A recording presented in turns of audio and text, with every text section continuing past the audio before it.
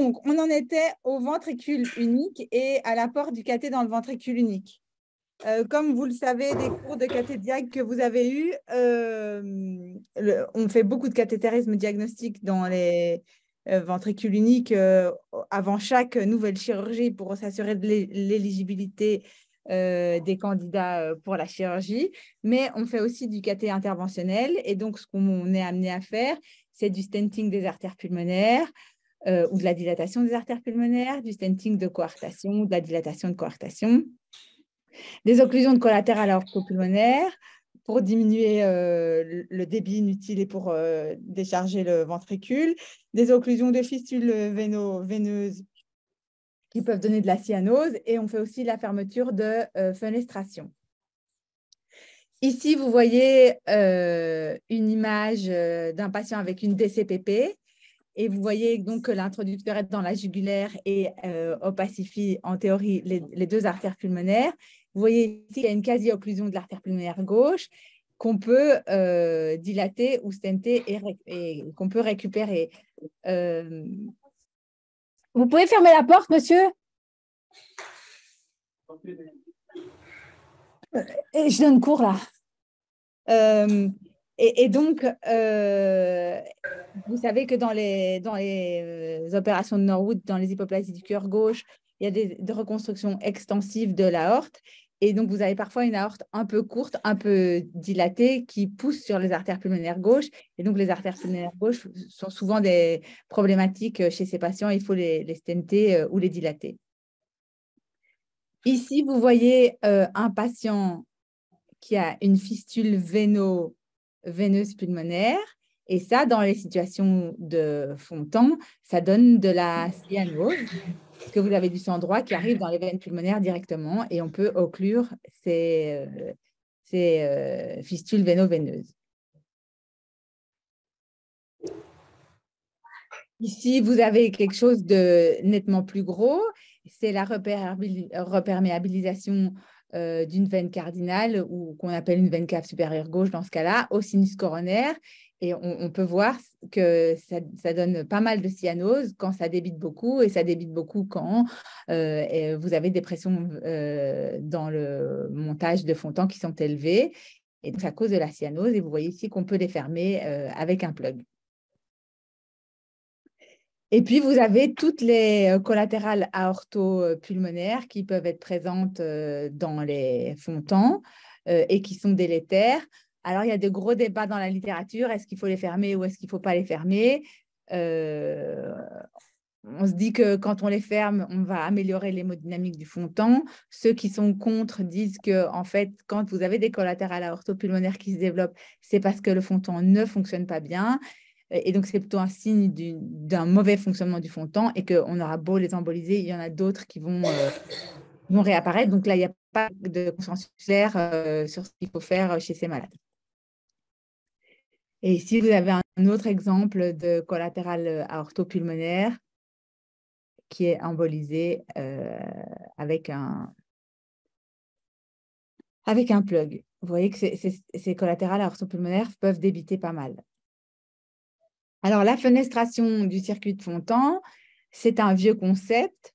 Et donc, le concept, c'est lequel? C'est qu'au moment de la création de la totalisation du système de Fontan, de la DCPT, le chirurgien connecte le conduit qui relie la veine cave aux artères pulmonaires à l'oreillette systémique.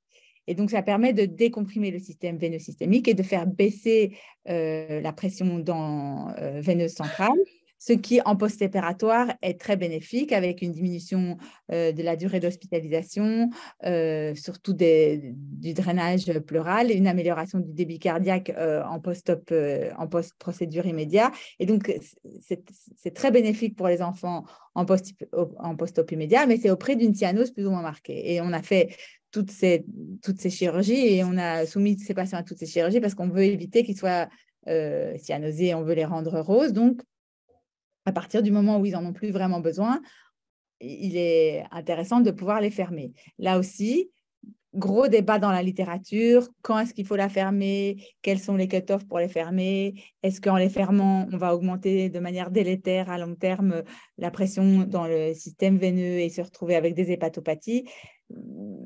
Là aussi, les débats sont ouverts, mais en gros, nous, dans notre pratique et dans la pratique de beaucoup de gens, ce qu'on fait, c'est qu'à partir du moment où les enfants vont bien, on les ferme pour éviter la désaturation, le risque thromboembolique et les limitations à l'effort. Ce que vous voyez ici, c'est que les fontants à qui on n'a pas pu fermer la fenêtre, ils vont beaucoup moins bien. Et c'est une autre manière de dire que si on ne peut pas fermer la fenêtre, c'est que le fontant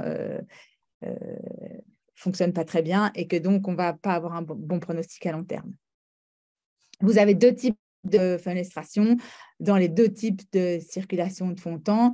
Vous avez les fenestrations en kissing comme sur la droite de votre conduit, et c'est là-dessus qu'on va se concentrer. Donc, vous avez un fond-temps extracardiaque avec un tube de Gore-Tex qui relie la cave inf et les suies hépatiques aux artères pulmonaires. Et vous avez l'oreillette systémique et le chirurgien fait un trou dans le conduit en Gore-Tex et suture ce trou à l'oreillette systémique. Comme je vous disais, il n'y a pas vraiment d'évidence sur le timing. Alors, il y en a qui disent qu'il faut faire des tests d'occlusion. Quand vous faites un test d'occlusion, vous faites ça chez un patient endormi qui est à jeun puisqu'il est cathétérisé. Donc, ce n'est pas vraiment représentatif de la vraie vie. Chez nous, de manière générale, on se dit que si les pressions dans le montage sont à plus de 15 mm de mercure ou si le gradient transpulmonaire est de plus de 5-6, il ne faut pas fermer les fenestrations. Alors, on peut mettre différents trucs dans la fenestration. Soit on va fermer la fenestration en mettant une prothèse, que ce soit de CIA ou de canal artériel, comme sur l'image de gauche. Soit on va exclure la fenêtre en mettant un stent couvert dans la fenêtre.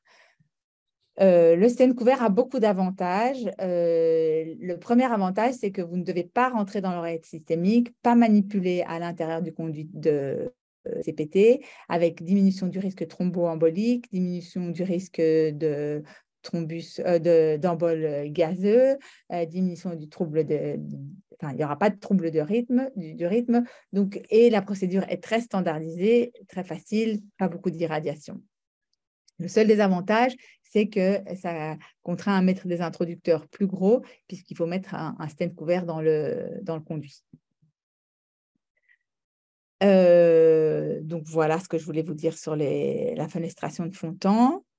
Et ici, vous avez encore des petites fistules véno-veineuses. Alors là, vous voyez un circuit de fond-temps, à quoi ça ressemble au cathétérisme. Là, vous avez l'opacification de la DCPP.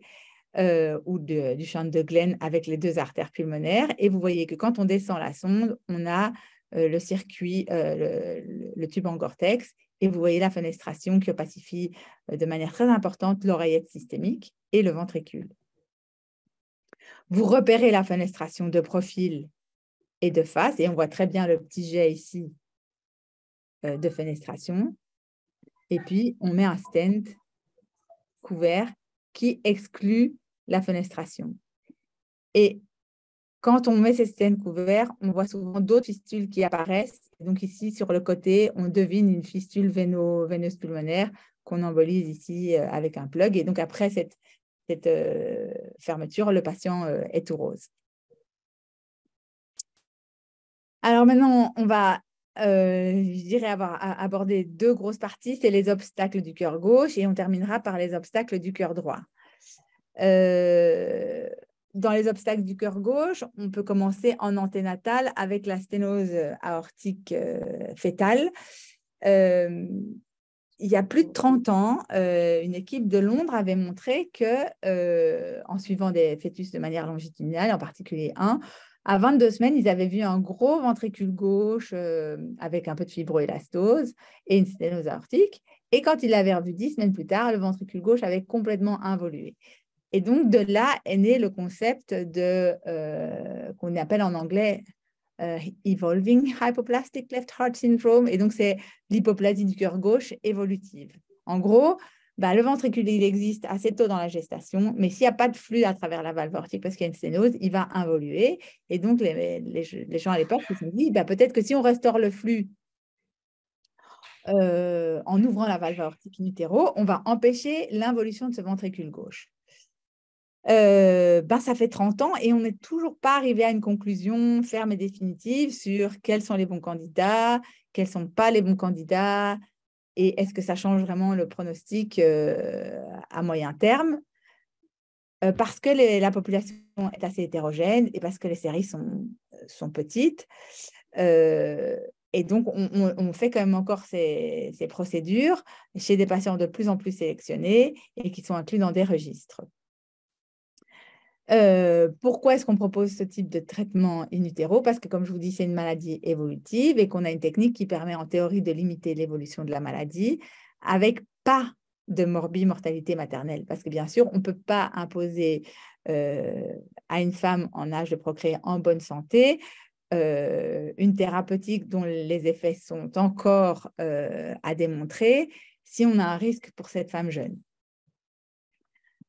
Alors, si on veut vraiment schématiser, il y a 3 types de phénotypes de sténose aortique in utero. Vous avez le phénotype, on va dire, le plus satisfaisant, quoique quand on a ça à 22 semaines, on est quand même inquiet parce qu'il y a encore 18 semaines de gestation, c'est-à-dire un ventricule gauche hypertrophié, fonction normale, Doppler normaux.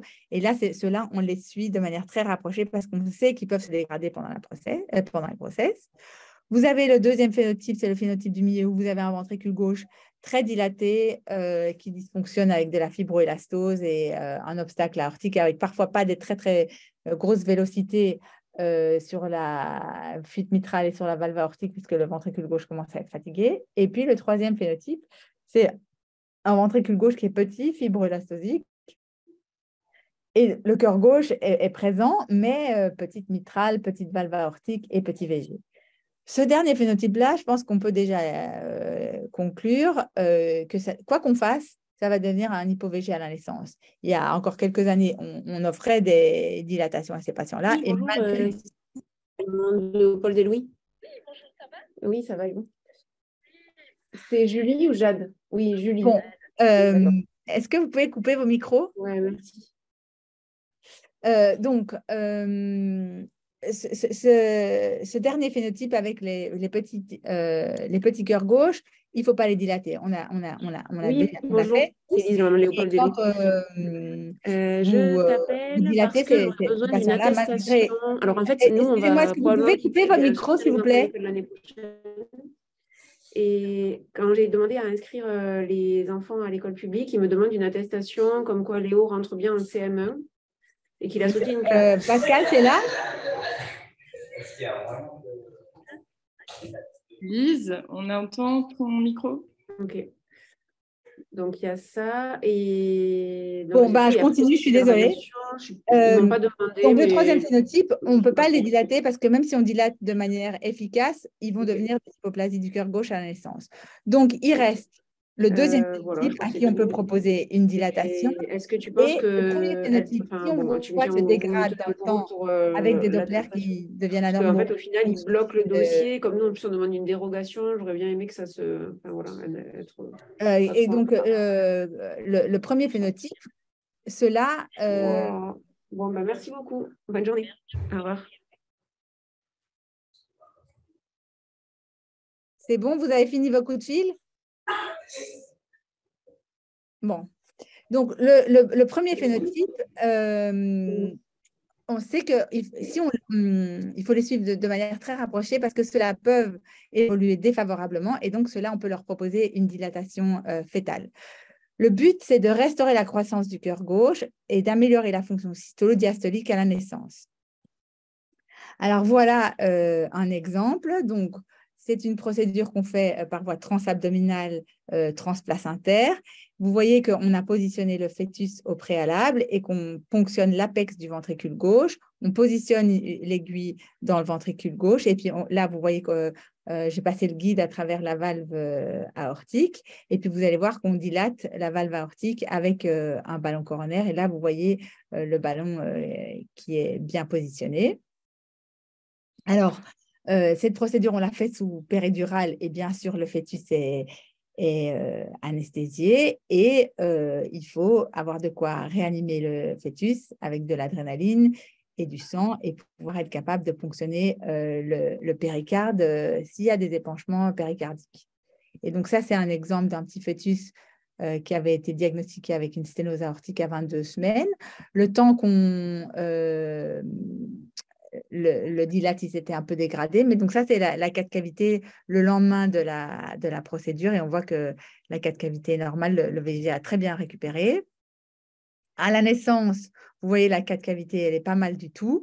Il y a de l'hypertrophie du ventricule gauche, mais une très bonne fonction systolique, avec une sténose aortique très serrée et ductodépendante. Et on l'a dilatée à la naissance en créant une petite fuite. Et ici, 4 ans après, il va toujours bien et il a une petite fuite aortique. Et donc, un jour, il faudra lui faire quelque chose sur sa valve aortique. Pourquoi on propose ça? Je pense que parce qu'on n'a pas beaucoup de temps, je ne vais pas rentrer dans les détails, mais quand on voit les séries rétrospectives, et là encore, il y a des débats en fonction des séries, on voit que quand on compare une population avec l'évolution spontanée, c'est-à-dire sans traitement, et une autre population avec le traitement in utero, on augmente le taux de circulation biventriculaire à la naissance. Et donc, c'est pour ça qu'on continue à proposer. Alors, après la période, donc les complications de la dilatation percutanée de la valve aortique chez le fœtus. Elles sont épanchement péricardique, bradycardie, où on a quand même 5 à 10% de mort fœtale in utero. Alors, c'était pour répondre à la question sur le chat. Alors, donc la sténose aortique critique, est-ce que vous pouvez me dire ce que veut dire critique, s'il vous plaît?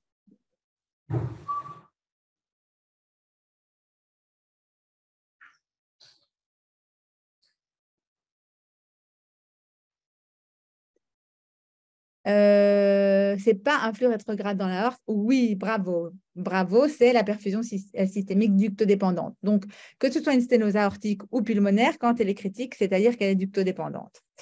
Donc, il y a 2 techniques qui coexistent dans les sténoses aortiques critiques. C'est la valvuloplastie chirurgicale et la dilatation au ballon.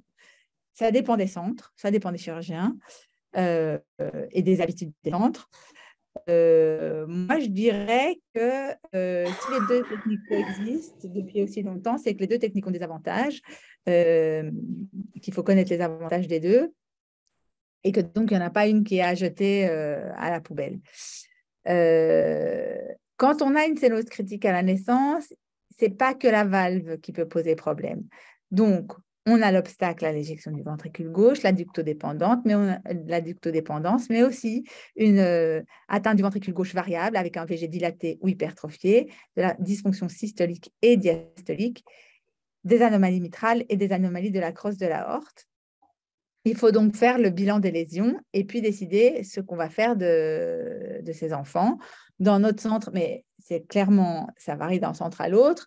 Quand le VG est adapté, on va faire de la chirurgie, et quand le VG est dysfonctionnant, on va plutôt faire du cathé. Et dans les formes les plus graves, le ventricule gauche n'est pas en état d'assurer la circulation systémique, et donc ce sera une prise en charge de Norwood avec ou sans réhabilitation du VG. C'est quoi la réhabilitation du VG? C'est une stratégie où on fait un Norwood néonatal hybride sans reconstruction de l'aorte. On ouvre la valve aortique en faisant une valvuloplastie chirurgicale. On cercle les AP, on stent le canal artériel et on voit si après la levée de l'obstacle et une récupération de la fonction systolique du VG, il peut dans un second temps assurer le débit, et dans ce cas-là, on les reconvertit.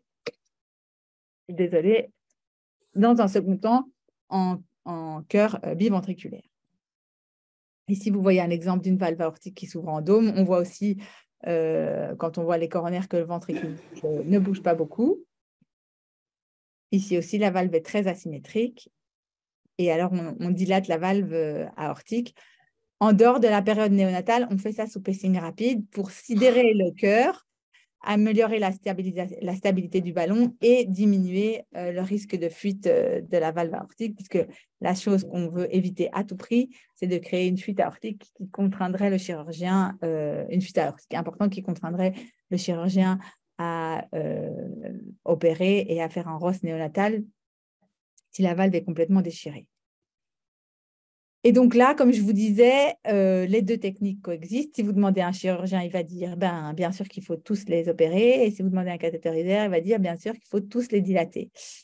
Je pense que ce qu'il faut retenir, c'est que de toute façon, ce sera une palliation à la naissance, puisque le taux de réintervention est très important. Et en général, ces patients-là, ils auront un ROS ou une valve aortique mécanique à la naissance, à l'âge adulte. Et donc, la règle à suivre pour le cathé, c'est de faire du pacing rapide en dehors du ventricule de la période néonatale pour stabiliser le ballon et de dilater de manière prudente pour éviter la fuite. On préfère encore avoir un gradient résiduel en période néonatale que d'avoir une grosse fuite, parce que si on a une grosse fuite, comme je vous disais, il faut y retourner chirurgicalement et c'est compliqué. Et donc, le ratio ballon-anneau est de maximum 1, voire 0,9.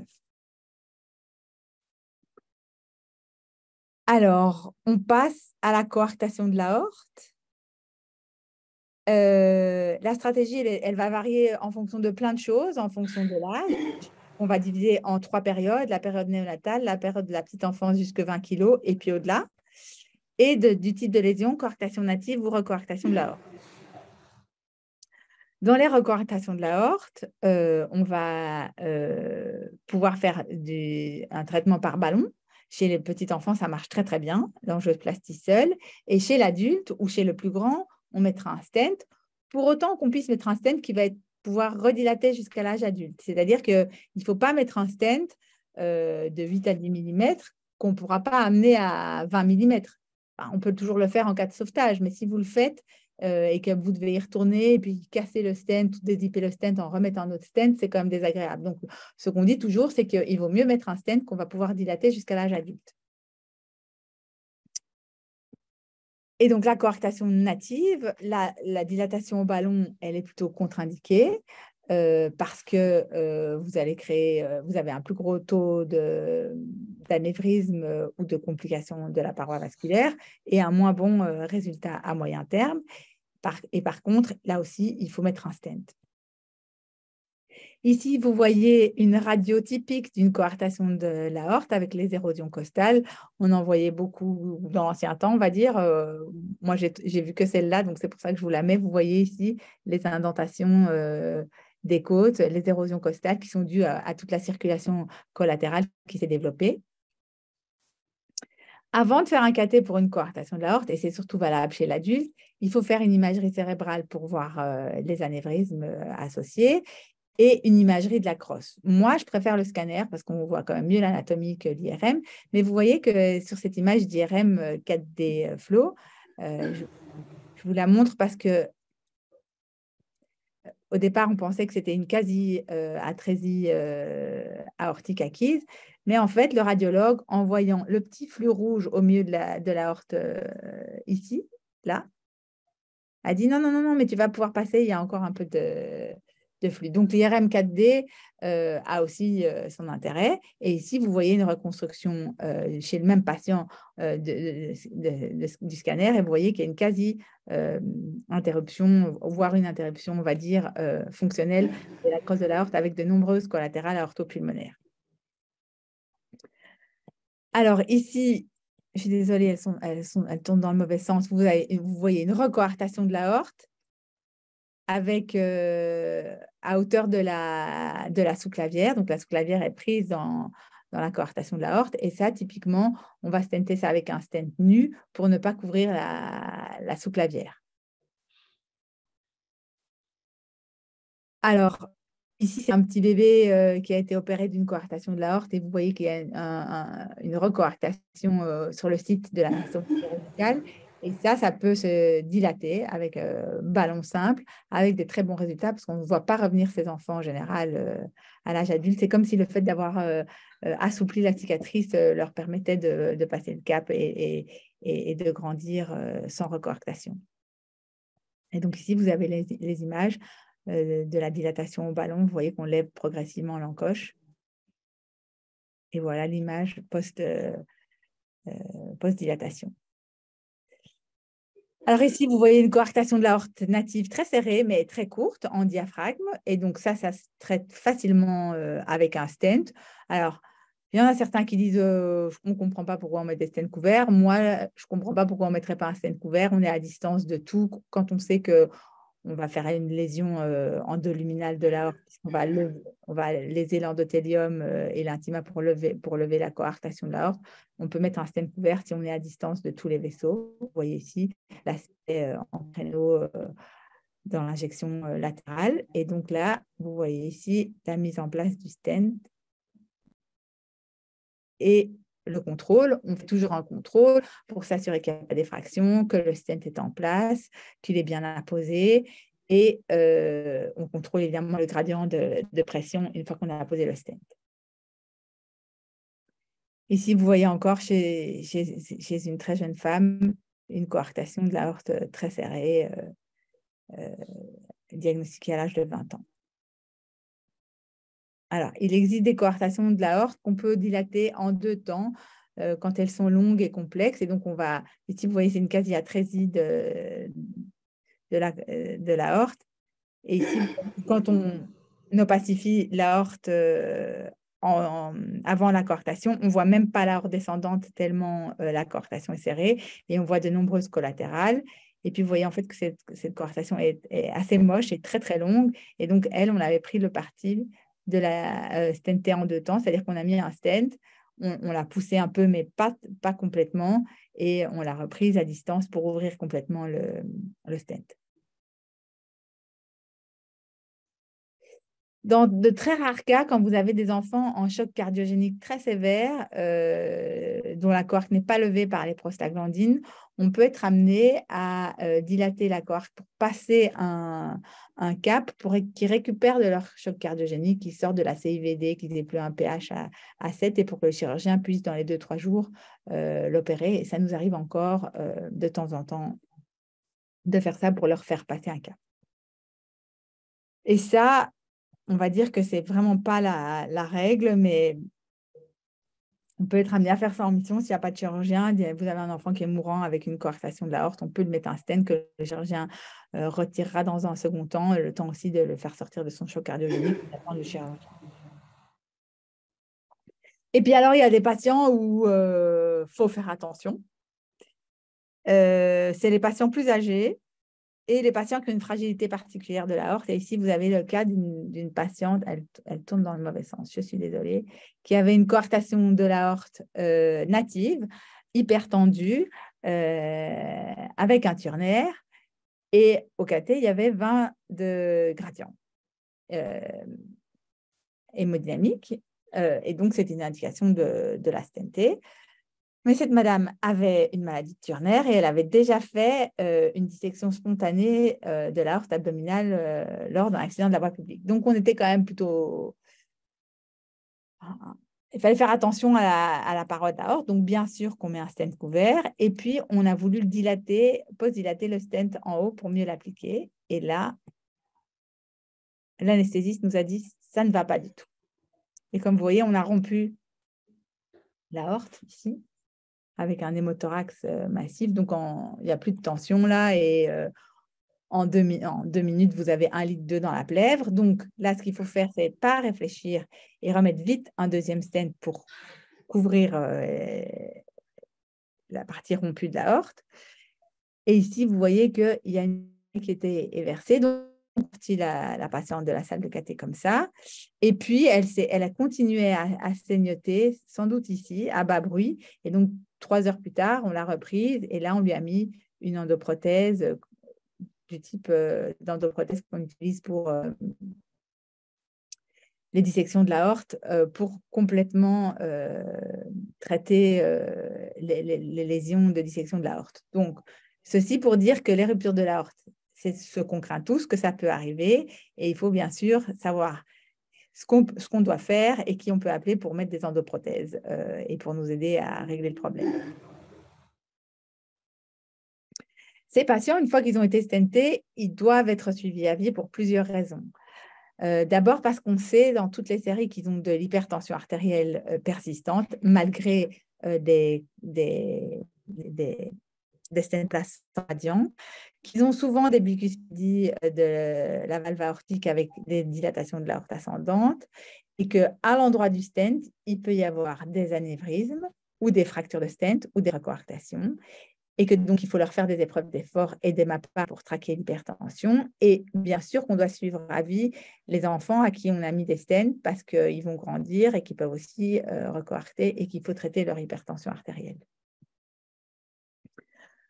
Donc ça, c'est tous des articles qui disent qu'en gros, il ne faut pas faire d'angioplastie, mais sauf dans la toute petite enfance, mais plutôt mettre des stents. Est-ce qu'il faut mettre un stent couvert ou un stent nu? Ça, comme dit cet article-là, est-ce que c'est pour traiter le cathétériseur ou le patient? On ne sait pas. Mais de manière générale, les patients à plus de 40 ans, les patients avec des quasi-interruptions ou les patients Turner, c'est sûr que tout le monde s'accorde à dire qu'il faut mettre des stents couverts. Dans l'avenir, peut-être qu'on fera ça, c'est-à-dire traiter les arcs aortiques et mettre des stentings pour traiter les hypoplasies de l'arc aortique qui sont parfois responsables d'hypertension artérielle chez des patients qui ont été traités par la coarctation. Il n'y a pas beaucoup de gens qui font ça parce qu'il faut quand même mettre des stents au travers des troncs supra-aortiques et que chez les patients jeunes, on a l'impression que ça n'en vaut quand même pas trop la peine. Et donc, en gros, coarctation néonatale, première intention, chirurgie, et dilatation, si thérapie de sauvetage, recoarctation, dilatation au ballon. Chez l'enfant plus grand, coarctation native, première intention à moins de 20 kg, c'est chirurgical. Et recoarctation, première intention, dilatation au ballon ou stenting si nécessaire. Et chez l'enfant au-delà de 20 kg jusqu'à l'âge adulte, on met un stent nu ou couvert dans les coarctations natives et un stent nu dans les recoarctations. Alors, quelqu'un me demande si on doit repérer l'artère d'Adamkiewicz. Non, en général, elle est toujours assez bas. Donc, nous, on ne la repère pas. Mais c'est clair que quand vous avez des coarctations inhabituelles, il faut le regarder. La semaine passée, j'ai traité une coarctation très longue chez un patient avec une coarctation plutôt de l'aorte thoracique. Et là, j'avais demandé un scanner pour bien voir l'Adamkiewicz. Alors, on va terminer avec les obstacles du cœur droit. Et malheureusement, j'ai plus qu'un quart d'heure, donc on va un peu speeder. Donc, sténose valvulaire pulmonaire. Vous vous souvenez que la sténose valvulaire pulmonaire critique, c'est quand elle est ductodépendante. La dilatation au ballon, c'est le gold standard. Alors, j'ai écrit diamètre du ballon jusqu'à 120% de l'anneau, parce que c'est ce qui est encore écrit dans les livres. Sauf que si vous faites ça, c'est parce que vous postulez que la seule chose qu'il faut faire, c'est de lever le gradient et qu'on s'en fiche de la fuite. Et on se rend compte de plus en plus que ce n'est pas vrai, parce qu'on est obligé de valver par voie percutanée des patients qui ont des grosses fuites pulmonaires post-dilatation au ballon.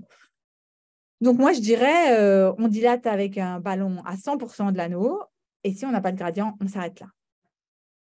Excellent résultat immédiat et à long terme, sauf ce qu'on doit valver. Et il y a des mauvais résultats chez les Noonan parce qu'ils ont des dysplasies valvulaires et qu'ils ont souvent des obstacles supravalvulaires. Ici, vous avez un exemple. Vous voyez la valve aortique qui s'ouvre en dôme, qui est un peu épaisse. On va la dilater avec un ballon tout gentil, taille chaque, assez souple. On positionne le ballon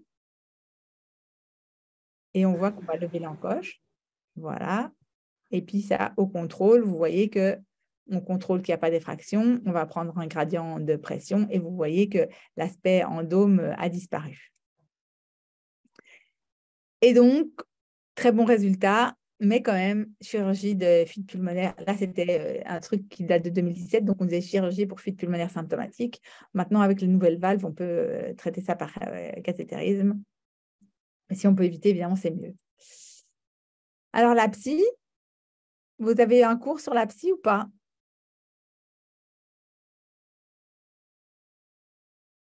Bon, personne ne me répond. Donc, je vais partir du principe que vous avez eu un cours sur la psy. et que donc les critères importants dans la psy, c'est la taille du VD et la circulation coronaire VD dépendante. Et si on part du principe que le VD de bonne taille sans circulation ventriculo-dépendante, on va pouvoir décomprimer le VD. Et donc ici, vous avez une image d'une apsie, à savoir que vous voyez que l'infundibulum est borgne. Et quand on regarde et qu'on injecte par l'aorte à travers le canal, vous voyez très, très bien la valve pulmonaire qu'on voit mieux, qui est imperforée. Et donc, le traitement, ça va être de faire de la radiofréquence pour ouvrir la valve, de passer un petit guide, de dilater avec un ballon coronaire et puis de dilater avec un plus gros ballon. Et ici, vous voyez la dilatation au ballon. Alors, nous, en tant que cathétériseurs, on est très contents quand on a ouvert la valve pulmonaire. Nos collègues qui s'en occupent en salle, des fois, ils ne sont pas contents parce que vous savez que le ventricule droit reste très peu compliant et que donc les patients ont parfois besoin d'une source de sang additionnelle le temps que le ventricule droit s'adapte à ces nouvelles physiologies. Et donc, on fait comment? On laisse des prostaglandines si on est patient, ou bien on stente le canal, ou bien on met un Blaloc. Et il est possible de prédire les enfants à qui il faudra ajouter une source de sang supplémentaire sur base du Z-score de la valve tricuspide. Et donc ici, vous voyez le stent qui est déjà à travers le canal, ici, tac. Là, on avait le canal artériel ici. Et vous voyez qu'il y a une grosse restriction ici. Et donc, en fait, il faut arrêter les prostaglandines pendant plusieurs heures avant l'admission au cathétérisme cardiaque pour qu'il y ait une zone de restriction pour qu'on puisse implanter le stent. Ce qui veut dire que l'enfant, en général, quand il arrive en salle de cathé, il est assez bleu. Et encore plus quand on positionne le stent. Et donc, il faut en général se dépêcher de positionner le stent. Et si vous avez le stent en place, avec la levée de restriction, et donc à partir du moment où le VD aura bien grandi et aura récupéré une compliance satisfaisante, on arrête l'aspégique et le stent de canal se bouche. Sténose des branches pulmonaires, l'angioplastie au ballon, ça ne fonctionne pas. Donc, il faut faire du stenting, idéalement avec des stents redilatables et qui ne se cassent pas. Et ça, on n'en a pas beaucoup à l'heure actuelle avec toutes les nouvelles régulations sur le matériel. Ici, vous avez une sténose de l'artère pulmonaire gauche chez un patient qui a déjà été opéré avec une voie droite dévalvée, très expansive. Et là, on pourrait dire, oui, mais bon, stapée gauche, elle est toute petite en distalité. Est-ce que ça vaut vraiment la peine de la stenter? Les critères pour décider si on stent ou pas, et des AP se basent sur la scintille de perfusion ou sur l'IRM 4D flow de perfusion. Et donc ici, vous voyez que quand on la stent, on récupère quand même une très jolie artère pulmonaire gauche en distalité. Donc, ça vaut la peine de stenter les AP gauche. Alors, sténose de la bifurcation, on va passer.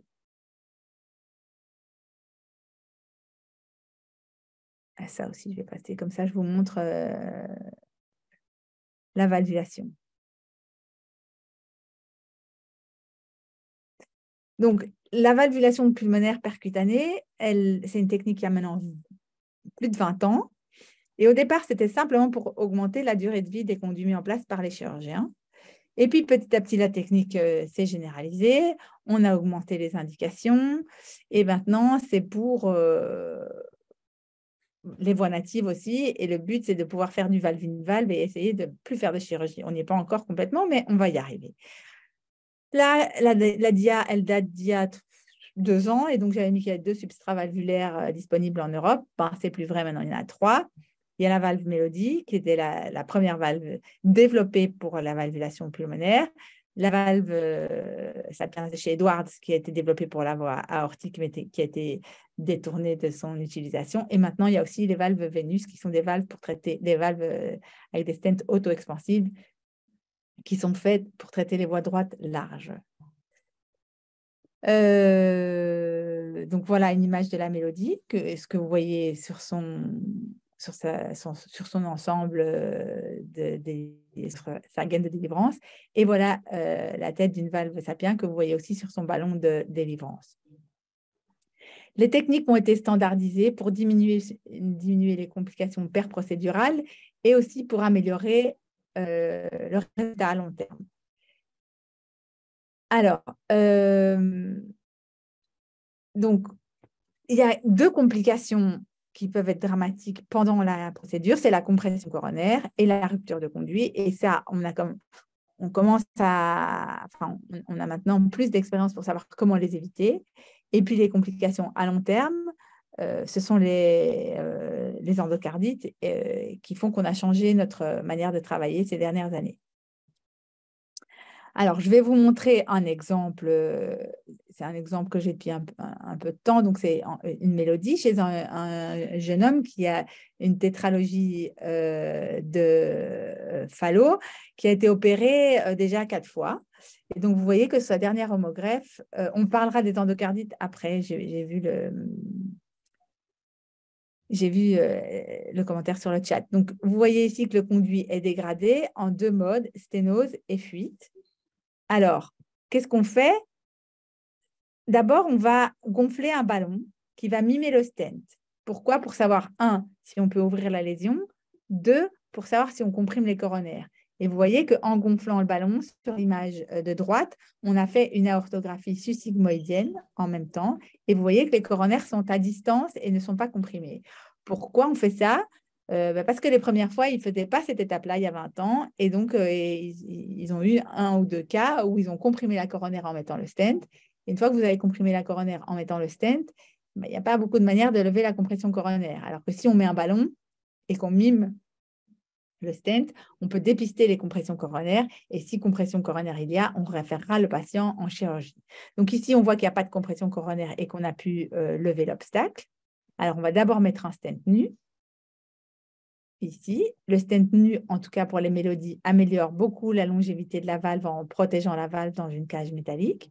Et c'est vrai aussi pour les valves Edwards dans les voies très, très longues et très calcifiées.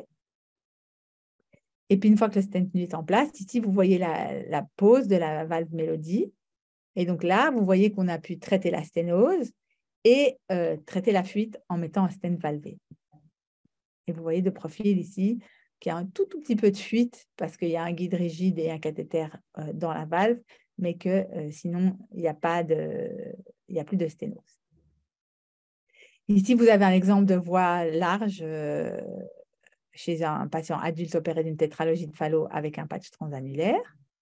Et donc là, autant le premier patient, vous deviez traiter une sténose, et donc les risques, c'était la compression coronaire ou la rupture de conduit. Autant ici, vous allez devoir traiter une voie large. Donc, le risque de la procédure, ça va plutôt être l'embolisation du stent. Et donc, vous voyez qu'on va mettre un stent sur un ballon, un gros stent large, dans lequel on va mettre la valve. Il y a maintenant des techniques aussi où on fait ça sans pre-stenting dans certaines indications, mais ça devient vraiment très poussé. Et en 2 heures, on n'a pas le temps de voir ça. Et donc, ici, vous voyez post-valve, la valve est en place et est continente. Alors, les complications potentielles. Ici, vous voyez un patient qui a un conduit qui est petit, qui est sténosant, et vous voyez qu'il y a énormément de calcification ici, là et ici. Et les conduits calcifiés et sténosés, ce sont ceux qu'on a le plus de risque de rompre, en particulier les homogreffes. Donc, on fait le testing des coronaires et donc on gonfle le ballon pour mimer le stent.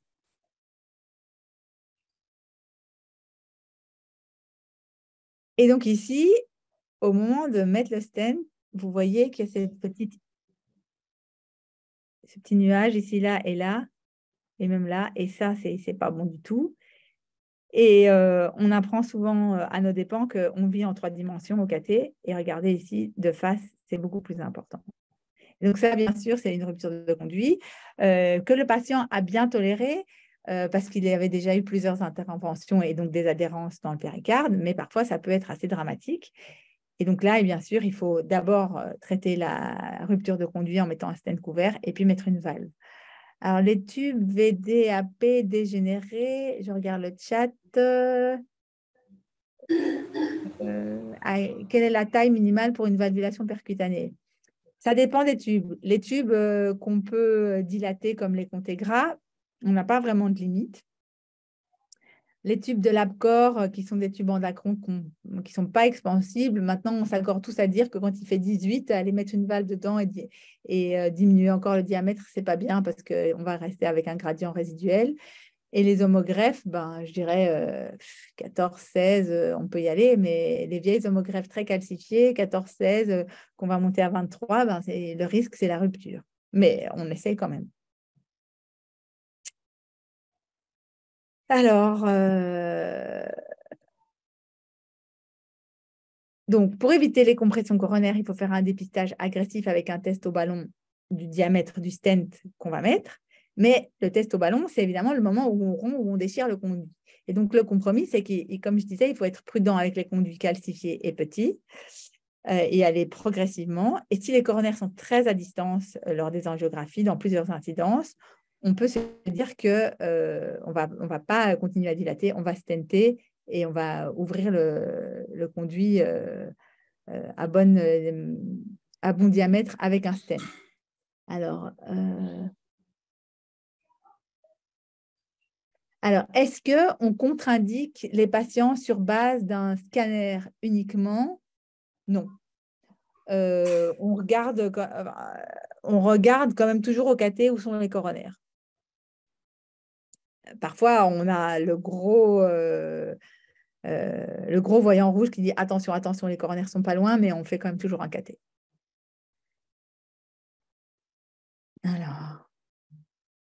Alors ici, si vous avez un exemple de sténose de la bifurcation et de sténose distale du tube, et là, ce qu'on peut faire, c'est qu'on peut mettre un stent à cheval sur l'artère pulmonaire gauche jusque dans le tronc de l'artère pulmonaire, rouvrir la maille, puisque c'est des stents à maille ouverte, rouvrir la maille vers l'artère pulmonaire gauche et implanter une valve dans le bas de l'ensemble qu'on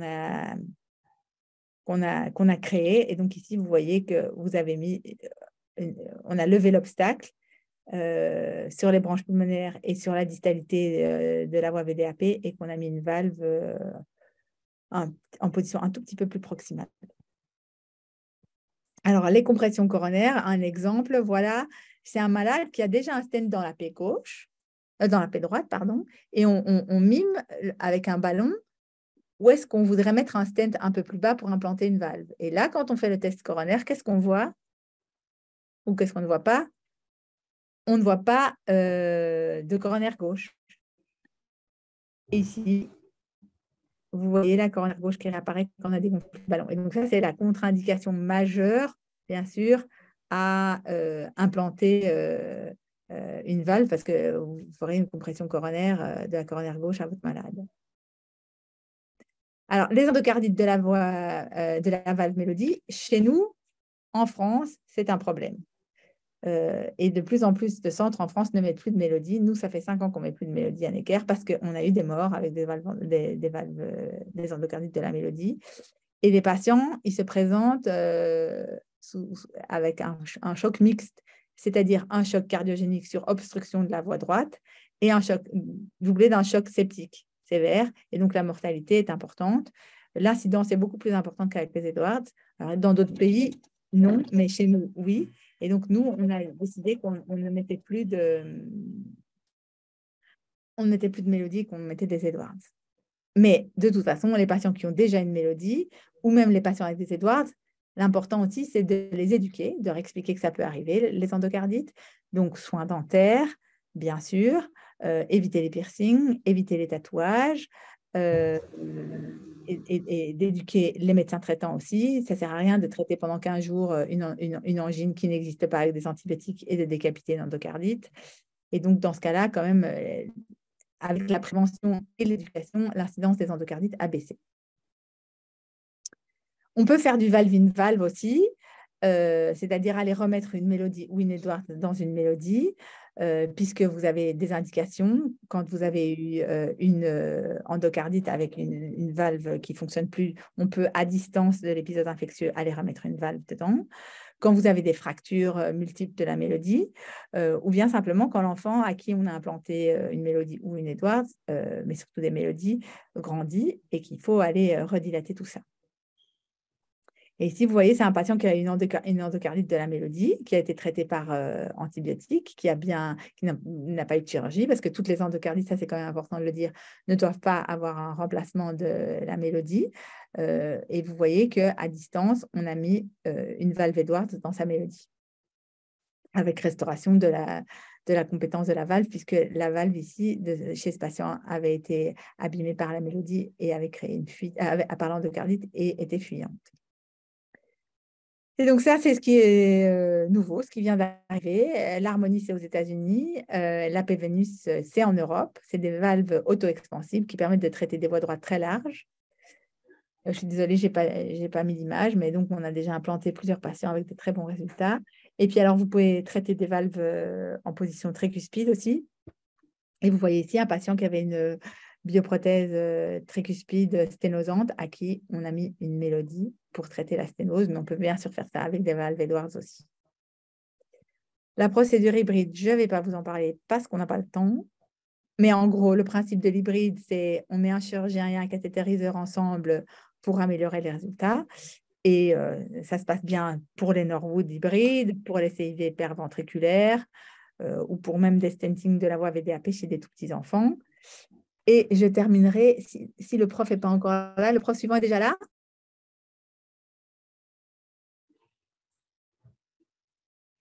Je vous entends pas. Oui, il est là ou il y a encore 2 minutes? Il est là. Bon, eh bien, alors, je vais juste terminer par vous dire que, à part les veines et les artères, on s'intéresse de plus en plus maintenant au système lymphatique qui est très malade dans le fond-temps à cause d'une hyperproduction et d'une hyperpression du système lymphatique et du système veineux central. Et donc, on peut traiter maintenant les pathologies de la lymphe par cathétérisme cardiaque, soit les entéropathies exsudatives en sclérosant les lymphatiques hépatiques, comme ici, soit en traitant les canaux thoraciques quand on a des bronchites plastiques. Et voilà, je pense que j'ai terminé. Et donc, je terminerai par vous dire que le cathé, c'est passionnant, qu'avec les nouvelles prothèses et les nouvelles technologies, on traite de plus en plus de malades et que donc, si vous avez des questions, bien sûr, vous pouvez me contacter et j'y répondrai bien volontiers. Voilà, j'ai terminé.